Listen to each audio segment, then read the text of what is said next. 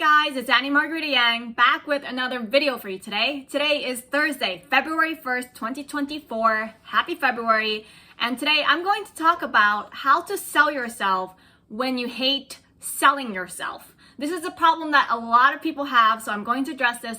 But before we get started, I got a comment from Jerson Odir 1470 yesterday. He's someone that just started watching my videos, and he said he's been unemployed for 2 weeks and he had an interview yesterday, and he commented yesterday. He said about the interview, it was great. I'm going to start working next week. Thanks for this. I will continue watching your videos. And I was so excited. My employee was so excited when she saw the comment. She watches all my videos apparently, and she also sent me a screenshot of the comment. She's like, did you see this? I was like, yeah, I saw this. And I was also so excited. I told my husband, I was like, oh my gosh, he did it. He got the job.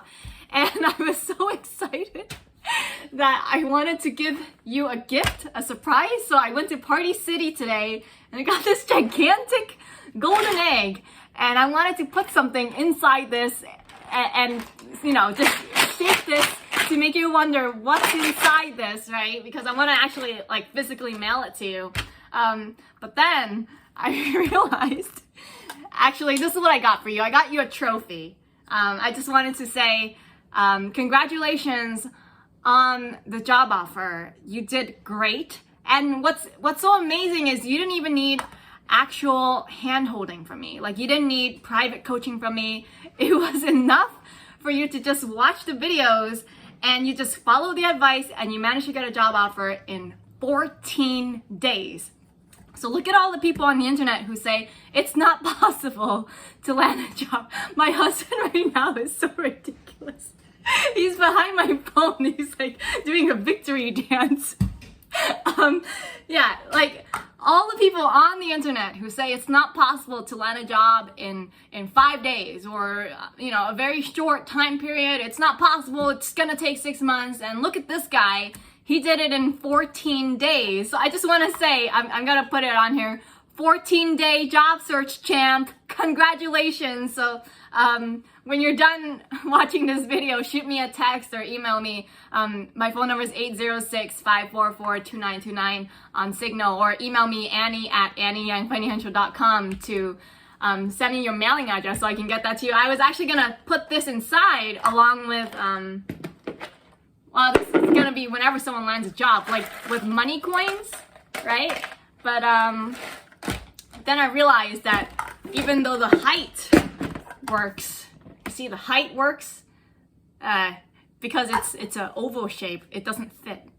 It's too big for it. So I think in the future, when someone lands a job offer in 14 days or less, and I want to congratulate you guys with a trophy, I got to get a smaller trophy actually. Oh, so you're going to get the biggest trophy out of them all, your first place, first one to do it from just watching the videos alone. Congratulations. I just want to ask you for your help as well. If you could, I would really appreciate it if you could send me an email writing a review or testimonial. Like, what was this process like for you? What did you learn? Like, what was the biggest takeaway? What did you implement? You know, like, what was it like before the search, and then like after you started watching the videos, like what shifted, what changed for you? Because it's not about me, okay? And it's also not about like, oh, she just wants me to help her sell her book. It's not even about that. It's that when I wrote this book and I got professional reviewers, I paid like professional reviewers $400 to $500 each. I paid 10 of them, right? So I paid like $4,000 to $5,000 for professional reviewers to review my book. Half of the reviews came back scathing. They hated the 5-day job search. And the reason they hated it is because they said, well, the advice worked for Annie Margarita Yang, but Annie's special. Annie's a go-getter. She's a hustler. You know, she's smart, you know, and all of these things. Annie's special. She's different. She's not like everyone else. So of course she has an amazing life. And it's not true. That's just not true, right? You are an example. You're just another role model that it's not about me. It's about the system. If you follow the system, if you follow the process, this works. So the more people who who have a good experience and have results like you, when they read your kinds of results, they're gonna realize, oh, I can do it too, because this person, so many people, I'm gonna rack up all of these reviews, hundreds of people would do it, thousands of people would do it. And when they see that it's not just me, but rather there's gonna be thousands of people who have had these kinds of results, who have a 2-week job search or a 5-day job search, then they can do it too. You don't have to be special, you don't have to be smart. So I would greatly appreciate it now that you have the job offer and you start next week, if you could leave a review so that you can inspire other people. Don't just think about you, think about other people who could benefit from your story. Okay, let's get on to selling yourself. When you hate selling yourself, I want you to think about what comes into your mind. What is so negative when you think about selling yourself? And that is like, what I hear from most people is, I don't like to boast. I don't like to brag about myself. I feel like if I'm selling myself, I'm telling someone else my achievements, and I want to be humble. I've always been told to have some more humility. Or maybe you had some experience in the past where you did talk about good things you've done, and then some jealous or envious, insecure person tried to knock your confidence down a peg, thinking, oh yeah, that's gonna do her real good. Because the way other people feel is like when they see you're confident and you're talking about your achievements, they feel like instead of them working hard on themselves, they wanna like just knock you down to their level. Or maybe when you think of sales, think of the bad experiences you've had with salespeople. Like those people who do like really high pressure sales tactics on you, whether you're buying a car and they're like pushing you to buy a specific car, or you're working with a real estate agent and they will push you to buy a certain house. Think of like the people who are just like outright selling you something that just made you feel so uncomfortable. And like those experiences, they leave a lasting impression on your mind, so that when you're trying to sell what you do, you're just like, I don't want to make other people feel uncomfortable either, right? So this is like what you're starting with when you say the words, I hate selling myself. I don't want to sell myself. And I just want to say, how do you think about this? How do you flip this around so you think about it a different way that's a lot more empowering, and in such a way that you feel so happy and joyful to sell? I struggle with this. I struggled with this for a long time, and finally, this is the mindset that really changed everything for me. I realized selling and buying, now I can use one of these coins that were in the golden egg. Okay, selling and buying are two sides of the same coin. One side is the buy, one side is the sell. It's two sides of the same transaction. Okay, so think about what it is like to be on the buy side, and think about the joyful experiences, the excitement, the anticipation you have when you're buying something that you actually want to buy. So let me give you a few examples to get you in the right mindset to think about the things that have brought you joy when you were buying, where you didn't even care about the salesperson. Think about products that you have bought in the past that you were so excited to buy. Let me give you some examples. It could be a computer, could be a new phone, could be an Xbox, could be a TV, could be a house. If you're a homeowner and you bought your house instead of inherited it, think of the house that you bought, the excitement to go shopping and going to open houses and like, oh my God, I could live there and I could put my piano there, right? I could put a sofa here. This could be my office. Think of that like excitement that you had when you went to the open house. Somebody had to sell you that house. A real estate agent on the sell side of the transaction had to sell you the house. You were the one buying it. Or if you're a renter, now, I know a lot of people have had bad landlords, but if you had a good experience with the landlord after you moved in, right? But before you moved in, somebody had to sell you the idea like, you should live here. You should rent this place, not that place, but this place. Somebody had to sell you the idea that living in this specific apartment is going to give you a better experience, a living experience than over there, right? Like, so think about that. Like before you even moved in, that excitement, that anticipation of the new place where you're going to live. Think of other products, everyday products. It doesn't have to be like a shiny new object. My husband, I have this example here. This is a Teflon pan, all right? He asked me for months, can we buy a new set of Teflon pans? I don't like Teflon, I like stainless steel. But he's a cook in our relationship, so if he wants something for the kitchen, I say, okay, if it's gonna make us good food and save us money so that we don't eat out, fine. He specifically likes OXO, so he likes the OXO brand, right? He was like, can we buy OXO? I want OXO. So think of the excitement that he had from buying an OXO pan because he likes the brand so much. He doesn't like another brand. He wants OXO. I want OXO. Think about, here's another thing. He lived in Japan for a year, so he came back. When he came back, he said, I want to buy a rice cooker. I'm okay personally with a cheap rice cooker. He wanted this fancy, I don't even remember how much this was. $250, maybe $300. He wanted this fancy, made in Japan, okay, Zoji Rushi rice cooker. And when we ordered this, I think it took maybe like 3 weeks to arrive. Like he didn't order it from Amazon.com US. He ordered it from Amazon Japan, I think. So it took a while for it to ship all the way from Japan to here. And the excitement for the arrival of this rice cooker. He was checking the tracking consistently. When's the rice cooker coming? Think of that excitement that he had. My excitement for my piano, right? So this is for cheap purchases and expensive purchases. My piano was $15,000.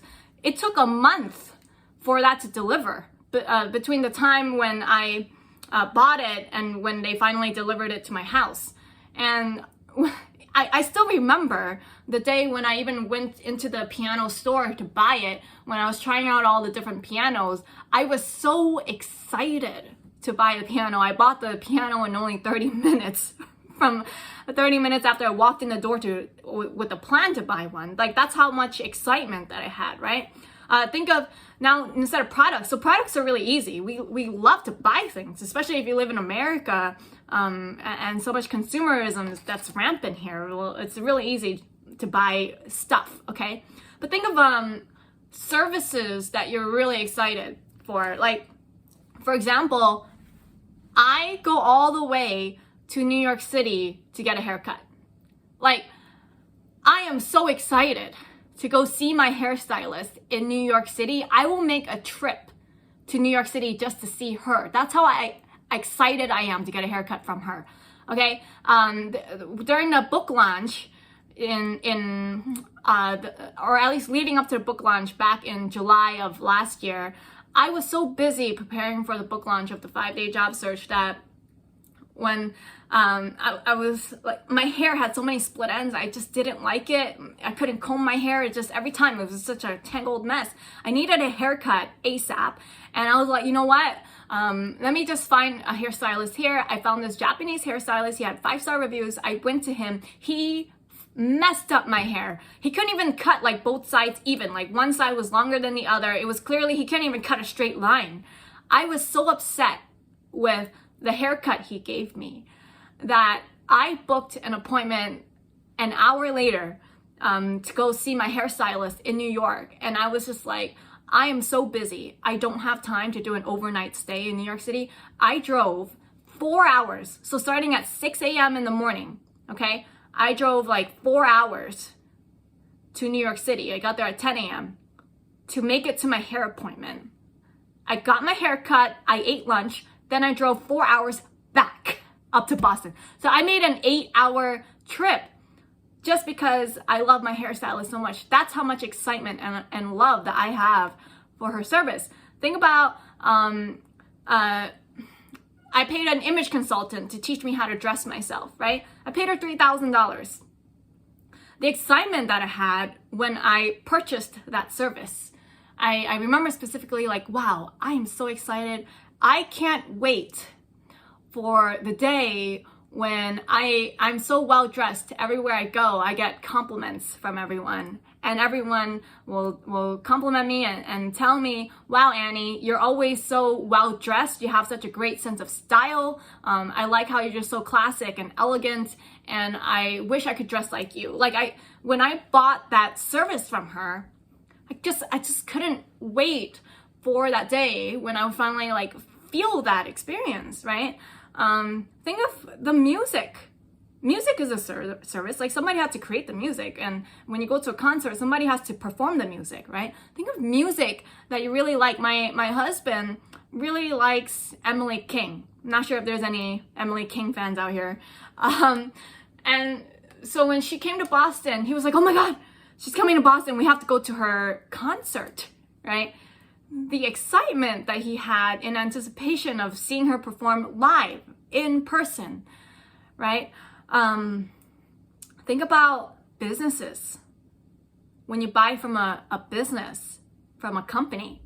Now, I know that, I'm not sure if it's all over the world, but here in the United States, mainstream media and then like people online, they love to hate on Fortune 500 companies.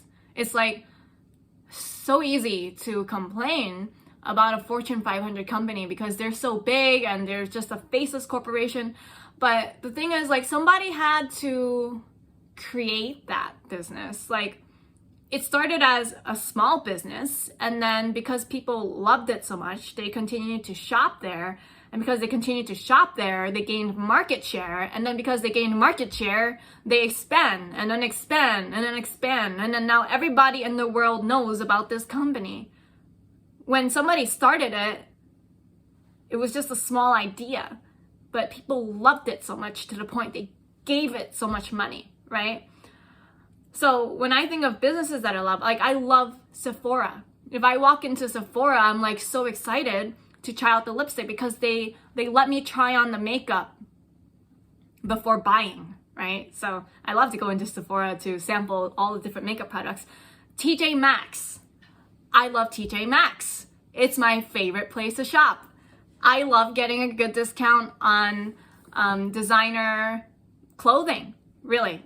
Like, I don't believe in paying full price. I bought this, I don't even know what brand, Valentina. I bought this from TJ Maxx, it's my handbag, for $50. And then I didn't even know until my husband like looked at the tag after I bought it. He's like, this is genuine real leather. Wow. I bought a genuine real leather, fantastic looking handbag for only $50 from TJ Maxx. Somebody created the idea for TJ Maxx, right? Walmart. I love Walmart. You know, guys, I love to save money. So I love to buy my household supplies from Walmart because they offer the cheapest prices for everything, pretty much. And I don't have to buy items in bulk to get a cheap price. So I love Walmart. So as much as people love to hate on Walmart, I love the fact that Sam Walton started Walmart. It's because Sam Walton, I get to save money, right? Think of people who sold you their ideas. So like, for example, this Sunday, I'm going to see Jordan Peterson live. So he's going to be speaking at some place in Providence, Rhode Island. It's only 1 hour from here. I'm going to drive down to Providence and I'm going to to watch him speak. And I was so excited when I found out that he's on tour that I was like, wow, I have to go see him. So I ended up buying the most expensive tickets I could get. Like, you know, I wish I had found out about it earlier. I probably would have bought a front row seat, but I'm going to be sitting like 10 rows from the stage. So I'm going to be like pretty up close to him. I'm so excited for Sunday to come so that I could finally see him because he sold me on his ideas. So he didn't sell me himself. He sold me his ideas on what it means to live a good life. Think about someone in your life. It doesn't have to be someone famous like Jordan Peterson. It could just be an everyday person. Someone in your life who changed your life because you met them and they sold you on their ideas on what does it mean to live a good life. It could have been someone sold you the idea that if you majored in something very specific in college, it would bring you happiness, right? And then it turns out you love the major so much, it's your passion, right? It could be a pastor, or maybe a Buddhist, who knows, doesn't matter which religion, showed you their idea of a good life, what it means to be upstanding, what it means to have spiritual fulfillment. How do you have that? They sold you their idea on that, and it changed your life for the better. So I've talked about products, I've talked about services, companies, people's ideas. And notice all of this is on the buy side. The joy, the happiness, the excitement that the buyer, the customer feels when they are purchasing this good or service.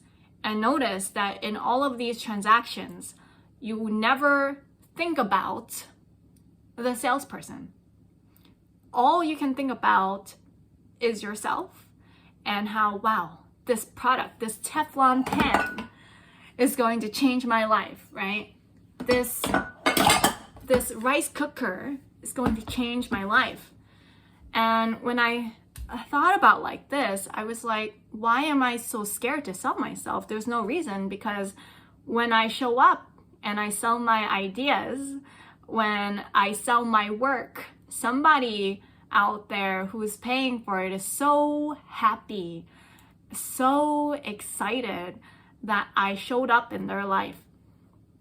Think about that. So when you're in your job search and you're in the interview and you're selling yourself, you're not selling yourself, you're selling your ideas for what you think the company could do better, your ideas on how the company could solve specific problems, your time, you're selling your time, you're selling basically your time, your labor, right? Who knows, maybe you could also meet some coworkers in that office and you make a difference in their life. Maybe they watch the way you live and they see you're always happy and they're like, wow, she's always so happy. I wonder why. And then they can ask you, why are you always happy? And then they learn how to live a happy and good life, right?